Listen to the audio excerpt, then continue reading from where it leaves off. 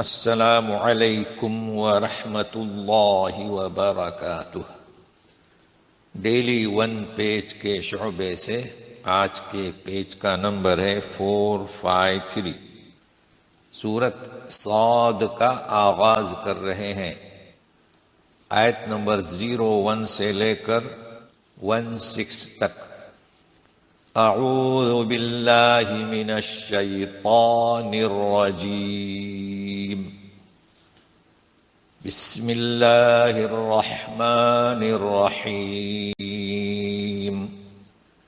صاد والقرآن ذی الذکر۔ صاد، اس کو بھی سواد ایسا نہ پڑھا جائے، ہونٹوں کو گول نہ کریں، صاد جی۔ قرآن سے پہلے واو قسمیہ، تو صاد اور قرآن ایسا بھی ترجمہ نہ کیا جائے، قسم قرآن کی۔ ذی ذکر نصیحت والے، تو نصیحت والے قرآن کی قسم کھائی جا رہی ہے، یعنی اس کی عظمت اور شان، اس میں کوئی خامی نہیں بلکہ اس کی عظمت و شان ہے۔ اب رہا کہ مشرکین جو اس پر یقین نہیں کر رہے ہیں تو بل نے دوسری طرف متوجہ کیا کہ قرآن شریف تو یقیناً نصیحت والا ہے، لیکن کافر جو ہیں عزت۔ تو تلاوت سنیے، بل الذین کفروا فی عزت وشقاق، بلکہ کافر لوگ، عزت کا ترجمہ کیا یہاں کیا جائے گا؟ غرور میں ہے۔ تو اصل روح موجود ہے، دیکھیں ہمارے یہاں عزت کسے کہتے ہیں؟ عزت شان والا، عزت والا۔ تو غرور بھی انسان اپنے آپ کو شان والا سمجھتا ہے۔ تو کافر لوگ غرور میں اور شقاق مخالفت میں ہے، یہ وجہ ہے کہ قرآن جو نصیحت والا ہے اس سے فائدہ نہیں اٹھا رہے ہیں۔ اب قریش کو تنبیہ کی جا رہی ہے، کم اہلکنا من قبلہم من قرن فنادوا ولات حین مناص، فنادوا ولات حین مناص۔ کتنی امتوں کو ہم نے ہلاک کیا ان سے پہلے، یعنی قریش کو تنبیہ دی جا رہی ہے کہ تم کو گھمنڈ ہوگا اپنے آپ پر، بہت ساری امتوں کو ہلاک کیا۔ تو ان کی کیفیت دیکھے، ہر چند کے انہوں نے چیخ ماری، پکارا مدد کو، لیکن کیا ہے؟ دیکھیے، ولات حین مناص، حین کے معنی وقت، مناص کے معنی چھٹکارا، اور لات یہ پہلی دفعہ لفظ آیا ہے، اس کے معنی ہوتے ہیں نہیں۔ تو ایسے وقت میں چیخا اور پکارا کہ وہ چھٹکارے کا وقت نہیں تھا، اس لیے کہ عذاب نے دبوچا، گرفت کر لیا، تو اب چیخنا پکارنا کچھ نفع نہیں دیتا۔ اب ان کی کیفیت بیان کی جا رہی ہے کہ وہ کیوں نہیں ایمان لائے رسول پر۔ وَعَجِبُوا أَن جَاءَهُم مُّنذِرٌ مِّنْهُمْ وَقَالَ الْكَافِرُونَ هَذَا سَاحِرٌ كَذَّابٌ۔ انہیں اس بات پر تعجب ہوا کہ انہی میں کا ایک شخص آگاہ کرنے والا آیا، نبی کریم صلی اللہ علیہ وسلم۔ مکے ہی سے تھے، قریش سے ہی تھے، اور کافروں نے کہا کہ یہ تو جھوٹا، یعنی جادوگر، ساحر کذاب، جادوگر اور پھر جھوٹا جادوگر ہے۔ حالانکہ جانتے تھے نبی کریم صلی اللہ علیہ وسلم کی شخصیت کو، مگر جادوگر کہہ رہے ہیں، جھوٹا کہہ رہے ہیں۔ اب نبی کریم صلی اللہ علیہ وسلم کے تعلق سے کیا کہتے تھے قریش؟ اجعل الآلہۃ الہا واحدا ان ھذا لشیء عجاب۔ کیا اس نے آلہہ، الہ کی جمع کیا سارے معبودوں کا ایک ہی؟ وہ تو مختلف معبودوں کے عادی تھے نا، پیدا کرنے والا الگ، شفا دینے والا الگ، تو کہتے ہیں ایک ہی؟ یہ تو عجیب بات ہے، انہیں کچھ عجب لگ رہا تھا۔ اچھا، اب قریش کی رسول سے انحراف کی کیفیت کو بیان کیا جا رہا ہے۔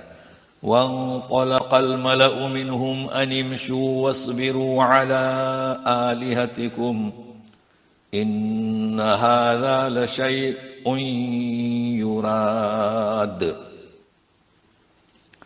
دیکھیے اوپر تھا ان هذا لشيء عجاب، یہاں پر ہے ان هذا لشيء يراد.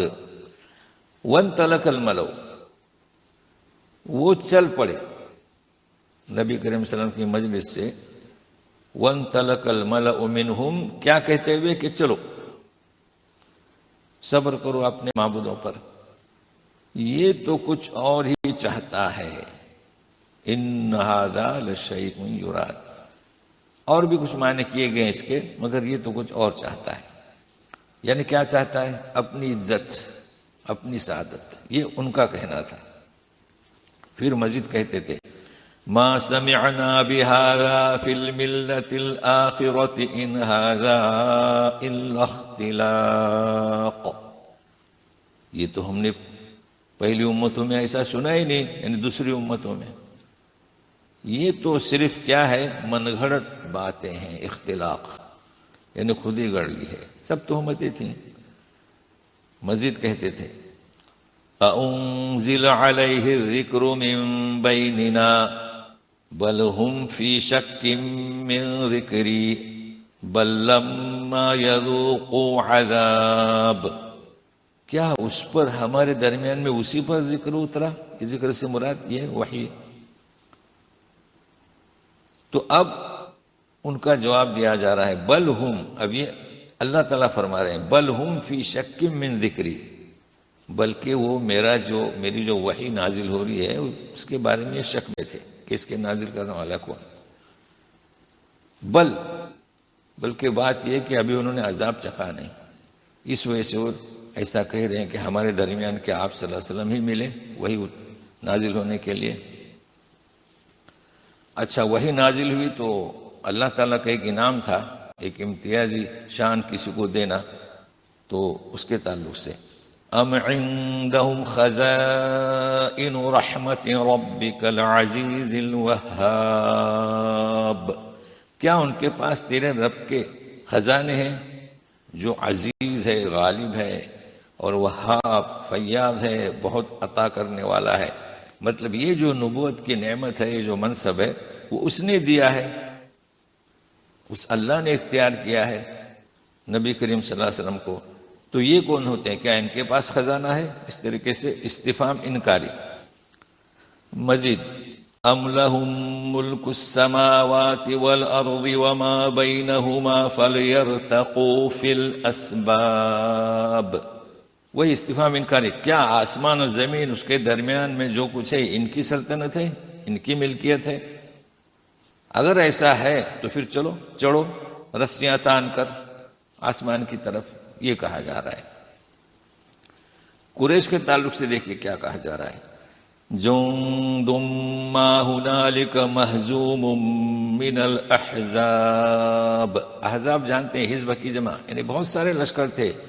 اس میں سے یہ لشکر جو ہے قریش کا، یہ شکست شدہ، شکست خوردہ ہے.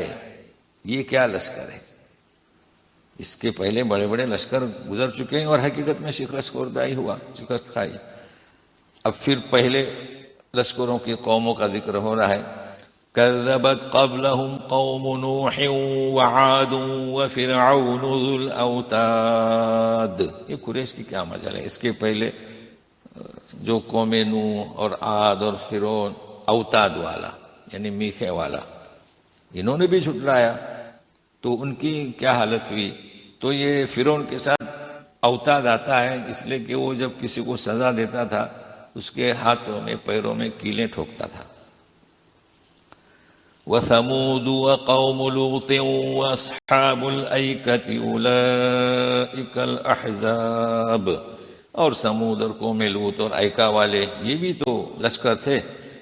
اصحاب الایکا کے تعلق سے گزر چکا ہے اس کے پہلے بھی. یہ اصل میں مدین کے اطراف میں جو بستیاں تھیں نا، وہ تیغ درخت کی پوجا کرتے تھے. تو شعیب علیہ السلام کی قوم بتائی جاتی ہے، مطلب جن کی دعوت کے لیے شعیب علیہ السلام کی ذمہ داری تھی.